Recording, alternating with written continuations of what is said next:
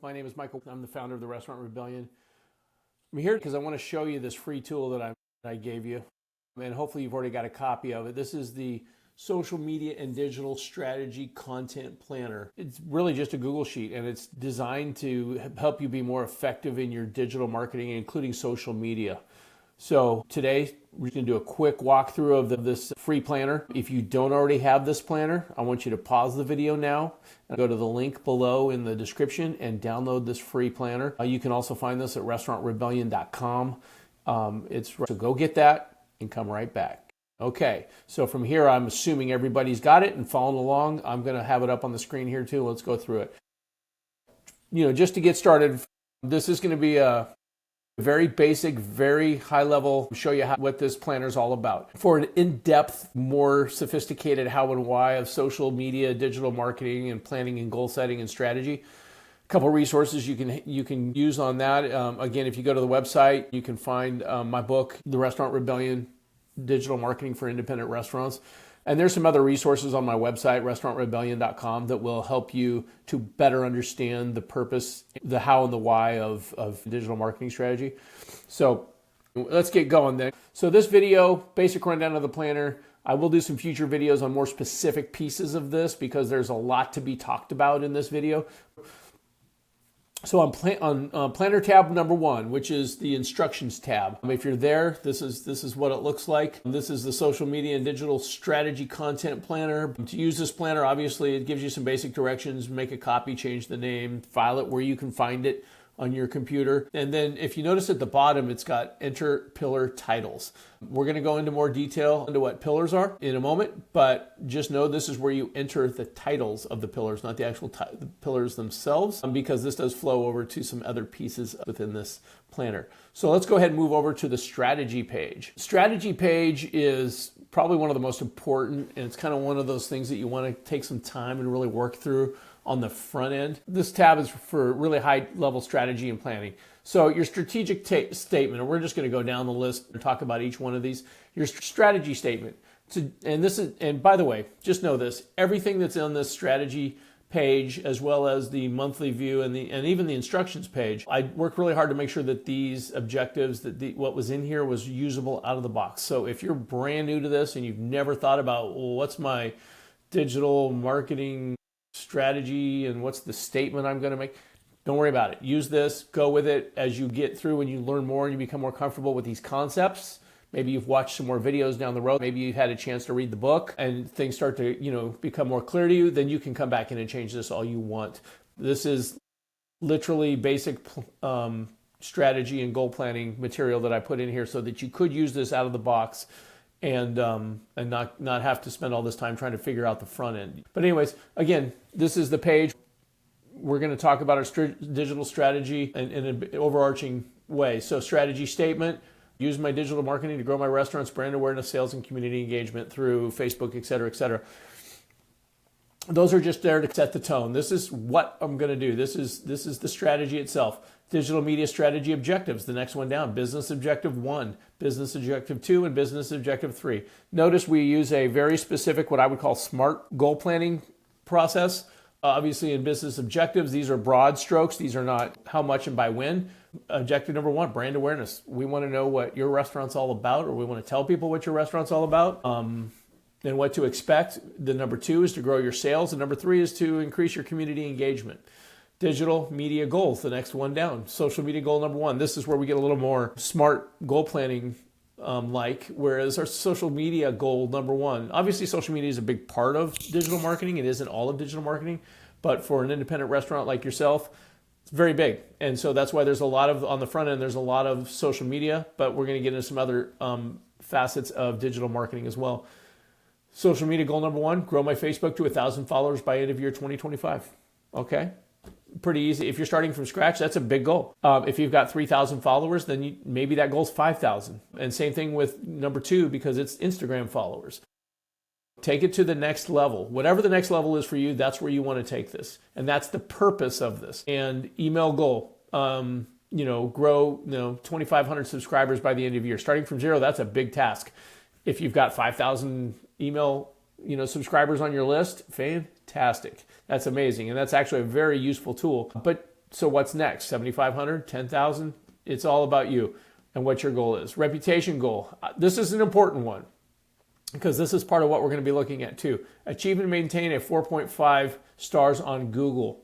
So if you're looking at Yelp or Google, if you use OpenTable and you've got some ranking there, you know, obviously we all know the higher the better. You're never going to be perfect because it only takes one, you know, 4-star to make a completely perfect, you know, ranking on Google to not be a perfect ever again. But take it to the next level. If you're 4.5 now, take it to a 4.7. If you're 4.7, why not a 4.9?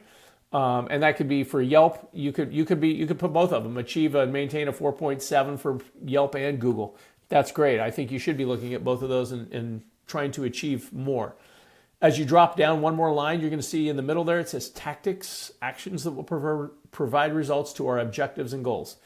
That's what these are. Strategy is the overall, what are we trying to do? Tactics are how are we going to get there? Okay, so now you see content pillars in more detail. I'm not going to go thoroughly into content pillars on this video because we'd be here for a while. Again, great resource for this, and I talk about it in detail in my book. Go get the book, even if it's just download the Kindle version of it and go through it there. I plan to do some more blogs on that down the road and even some YouTube videos on pillars down the road. But for now, if those aren't available yet, you know, that's one source. But a pillar is literally just, think of it as a bucket. In this case, we have 6 buckets, content pillars 1 through 6.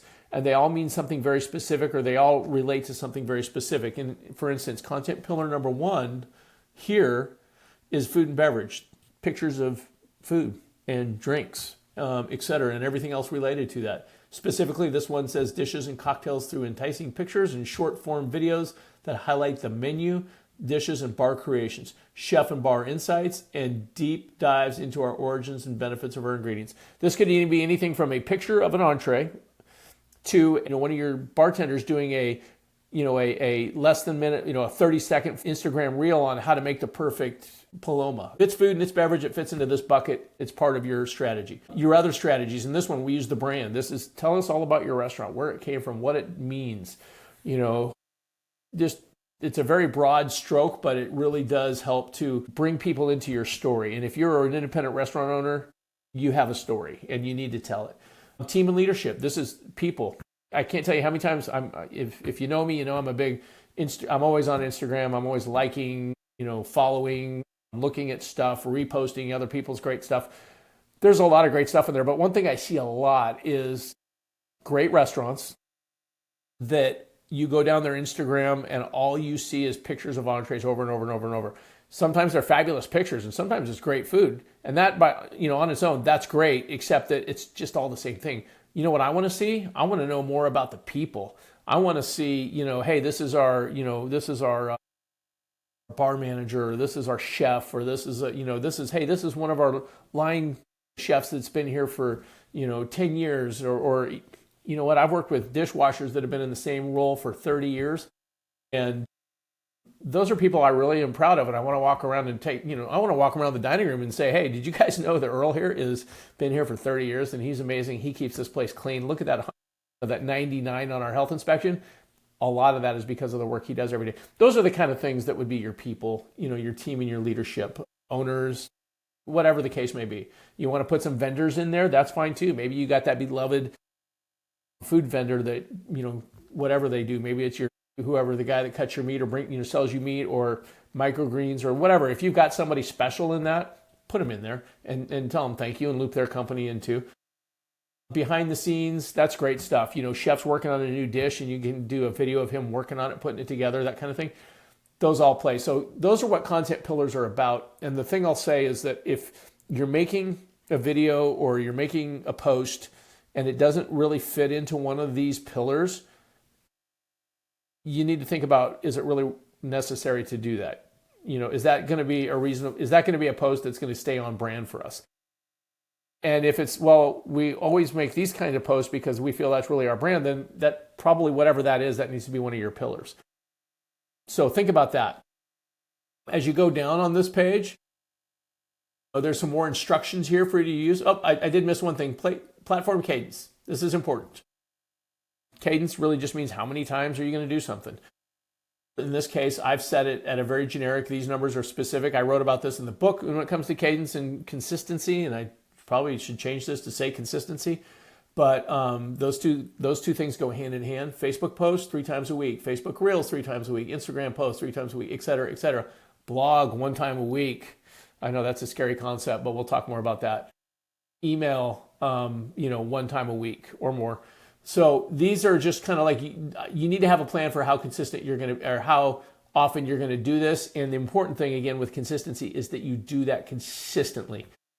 In all of this strategy, consistency is one of the most important things. If you do you do this great for like 3 months, and then for like a month you fall off and don't do anything, you've lost whatever momentum that you gained in those 3 months. And trust me, consistency is how you build momentum and followership. So anyways, that's being said, so let's move on to the next view. This is the monthly view. Again, we're not down to the day-to-day nuts and bolts, but we are getting a little bit deeper here. So looking at this from top to bottom. So, obviously it's a calendar, social media content calendar. So it's broken up into months, as you can see. I added quarters in there. A lot of us work in quarters. This is just a quick reference of where you're at: January, June, July, December.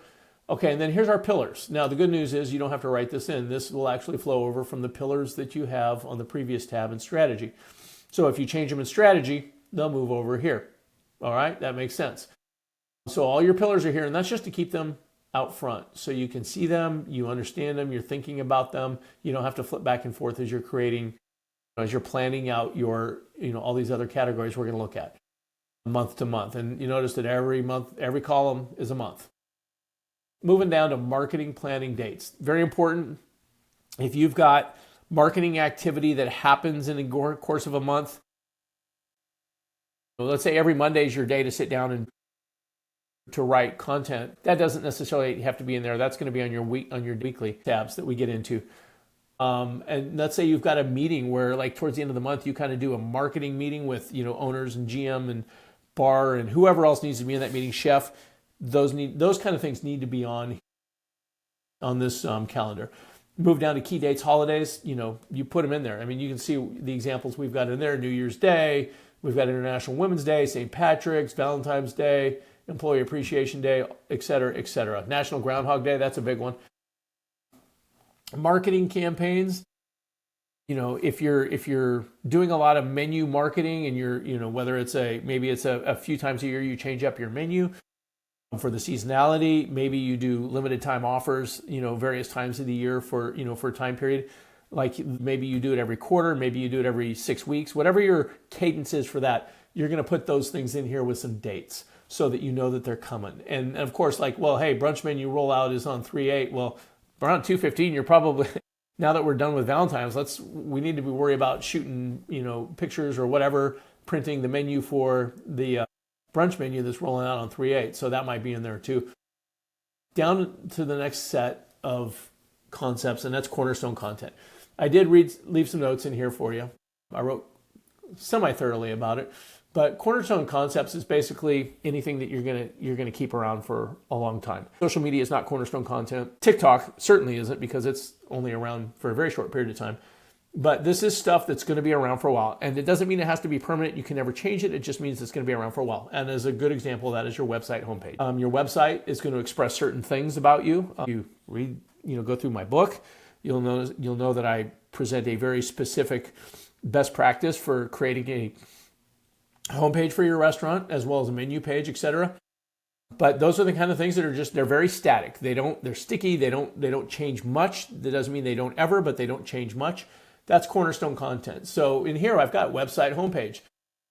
And you notice there's a note in here for January: update about section, new picture of chef and his back of the house team. So, hey, I got a picture in there of whatever, but I want to update and get a new picture, just because the team has, been added to or changed a little bit, and maybe chef has grew a beard and you don't want that old picture from a year and a half ago in there, whatever. Those are the kind of things. Okay, we're going to update menu highlights, with the Valentine menu items and picks. So, maybe we do change it to kind of go along with the rest of the marketing, but it doesn't change a lot, and it's certainly not weekly or daily.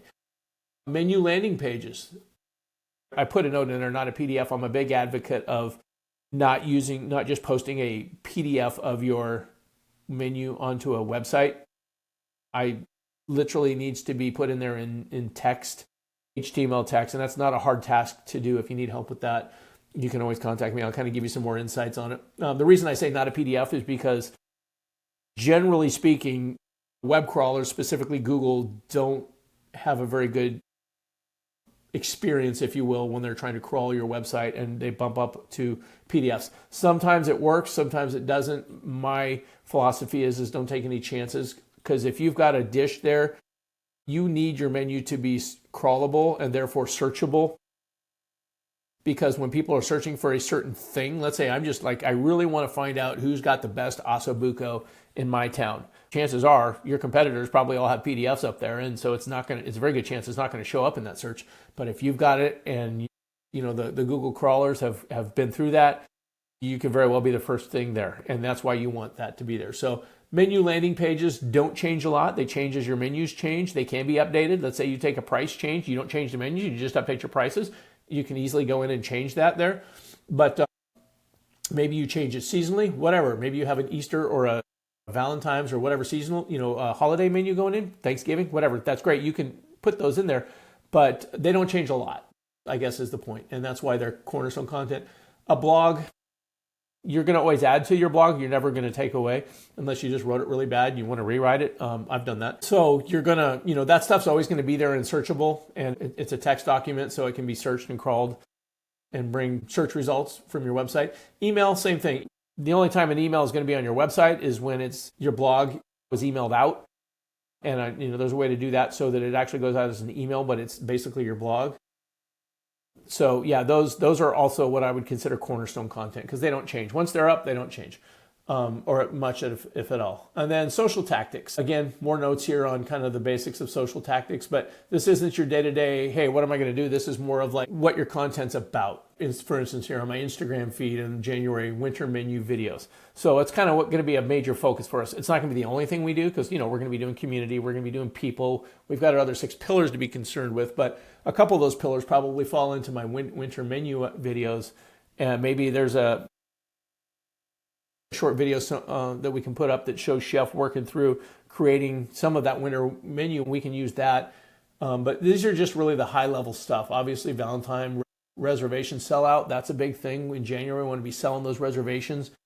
So those are big ideas for each of our feeds as we go down, and that goes through all your feeds there. And you can change these if you're using feeds other than, like, maybe, let's say you don't use Facebook Reels. Maybe you want to put X or maybe you want to put TikTok in there. That's fine. You can change that up and use that for that as well. Okay, so that's the monthly view. Now to get to the day-to-day stuff, let's move over to the weekly tab. There's one, if you'll notice across the bottom, there's one for every month of the year, which is great because you want all that history and you can plan ahead. I mean, I find that the more you plan out, even if you're not nailed down 100% until, let's say, the week or two before, but you got 80% of it planned out, man, your job is so much easier as a content manager, especially in a restaurant with everything else going on.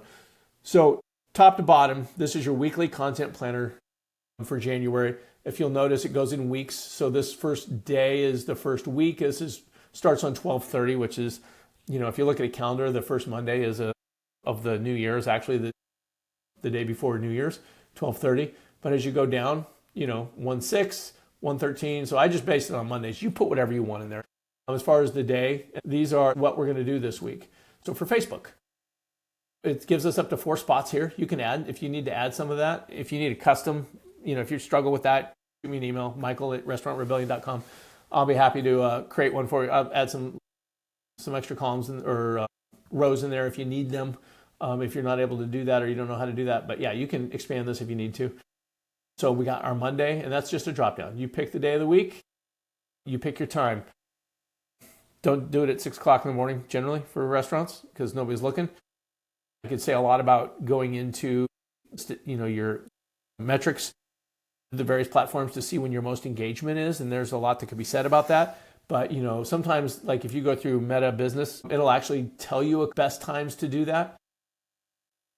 As you start to do it more, you'll see the trends and you can go with those. The content pillars. So your content pillars from the first page, the titles themselves, flow over into this. First one's going to be about food and beverage. And then your content format. Now, this is for you to write into whatever note you want to put in there. This is going to be a pic. Maybe in Facebook, it's a collage and or a pic. Down in Instagram, you see carousel, whereas, it's basically scrolling through. All those pictures aren't on one page. Maybe it's a video. Notate what you think works best there. Now, this is titles and hashtags. This is literally, you can use this as basically a notebook to write out your titles for your posts. As you see here, we wrote one for a fictional smoothie place called Paisley Smoothie. Paisley actually is my chocolate lab, and I love to use her name and stuff. So smoothies with a purpose. We talk about the brand. We have some hashtags. We have some OGs in there. We literally wrote this out, and it's in there. I could literally take this and copy and paste it into Meta Business or right into the Facebook desktop if I wanted to as I was posting this. But that's what you use. You can literally go through when it says, take some time and work together and batch. Another concept, content batching. Get the book. It'll go through it in detail. I'm sure I'll have some videos of that in the next few months. So as I've got so many things to talk about, but batching is great. Really where you're just going to sit down one day because you've done everything else. Now it's time to write all your titles and your posts. Boom, you just write them. You can write them all in here. And if you're not using ChatGPT to help you with that, you need to, because it's super helpful and it really helps in the process, especially of iteration, finding new ways to say things. But anyways, so you write all your titles in here. You can cut and paste these straight over as you get ready to post them. In this status, you can see this one has already been posted because it says I posted it. And then even better is here's a link to the actual post. Now, if you go to that link, I don't think that's not actually that post because I never actually made that post. I just did this for example. That's a post of something. And then links to asset is the last one over here. And that literally is if you've got a picture of, Paisley, the owner of Paisley's Smoothies, that you're going to use, and it's in your Google Drive, this is where you would just link that. So as you went to create and actually post these, you've got everything in one place. And plus, it's great too, because if you go back and you kind of repurpose things down the road, you can look at, those assets are here and you can find, you don't have to go searching for them somewhere else. The other thing I want to say about that link is that as you're doing let's say a recap at the end of the month with your team about what worked and what didn't, these links, having these actual posts linked here is great because you can look at them all at one time. Which one gave me the most engagement? If you got the right platform, you could even see I'm getting links from that post to my reservation platform or to my ordering platform. So there's a lot that can be pulled from having that here and having it all in one place. And that's the important piece. Everything is in one place. Of course, you can go down and you can do all of this for Instagram, your Reels. Let's say, again, you're not using Facebook Reels or, if you're using Instagram, I would be using Reels. But let's say Facebook Reels, you decide, not really your thing. Maybe you're going to put TikTok in there, but you can go in there and you change that to TikTok.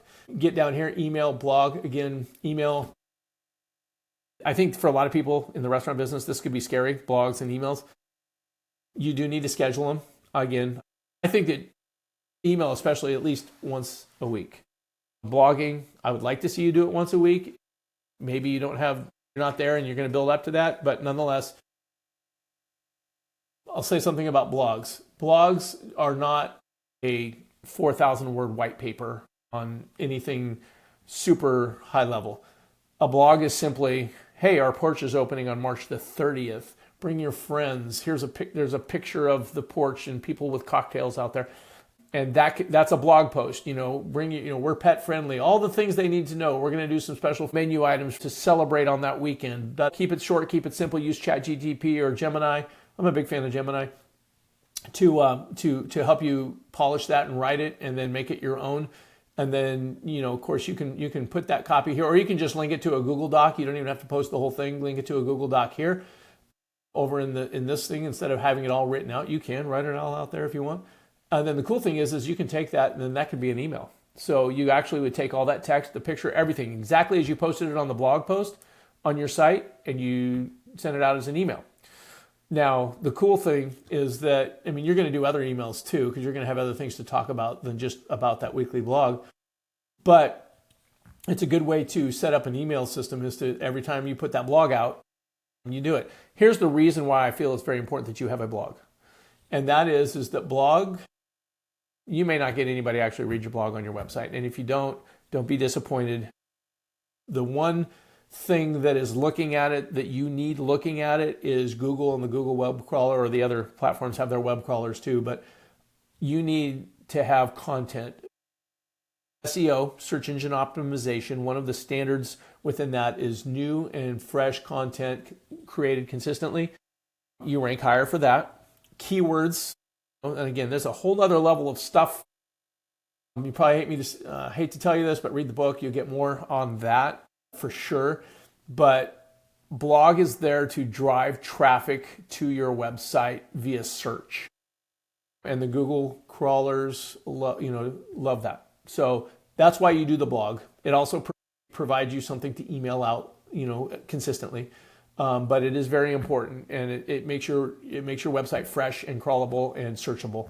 And that's huge when it comes to who shows up in the top 3. When you go into the Google and you search pizza near me, one of the things that gives you a leg up is, if you're a pizza place, is that you do a weekly blog and that your content is fresh, and it means Google likes you. They see that cadence, and it keeps coming back to see you more. So you actually move up in the rankings because of that. And that's just one piece of this SEO strategy, but that is a very important one. And again, it gives you something to email out.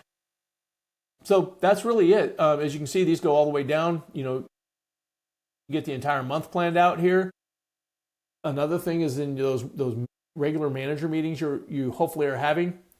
This is a great talking point when it comes to marketing. Everything is in this spreadsheet, so you've got no questions, no sticky notes flying around. Everything is right here. And it gives you it's just a great way to communicate. And this is the document that your entire team should be able to look at. And if I'm a front of the house manager today and I say, okay, well, what do I need to be aware of? Well, you know what? We said that we're doing this cocktail this week because that's what went out. This is a source for me to find that kind of thing. So, and everybody should be in there and paying attention to it. And they can access the actual post right from there. So I hope this is a helpful tool for you. I designed it with exactly that on purpose. I'm giving it to you. Please use it. Please make it a part of what makes your restaurant successful in the future. I believe in this. It's 2025 when I'm recording this. Digital marketing is one of the most important components in the success of your restaurant going forward. If you didn't know that before, please do now. Yes, you may have excellent food and your health score is great and your staff is amazing and they gave great service. But when it comes to visibility, digital marketing is unfortunately, or fortunately, as I see it, because it's anybody can do it once they get the basics. It's what's going to determine the success of all those other things in the marketplace. So that being said, my name's Michael with the Restaurant Rebellion. My email is michael@restaurantrebellion.com. If you want to get on a Google Meet with me and spend 30 minutes helping you set this up for your restaurant, shoot me an email and we'll set that up.